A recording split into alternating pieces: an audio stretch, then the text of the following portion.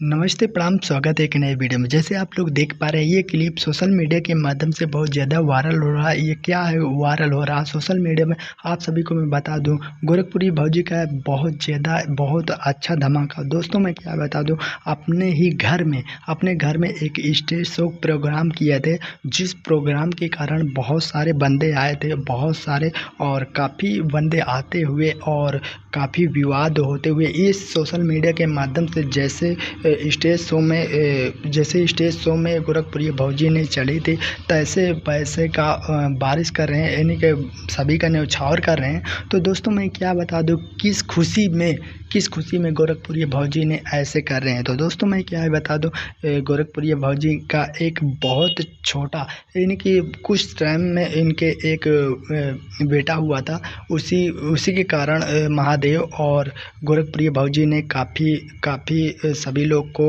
Entertainment भी किया और न्यौछावर भी किया, ताकि सभी जनता लोग को, जितने यूट्यूबर भाई को, सभी लोग को बहुत अच्छा लगा। तो ज़्यादा से ज़्यादा वीडियो को शेयर करें गोरखप्रिय भौजी तक ये वीडियो पहुंचने पर।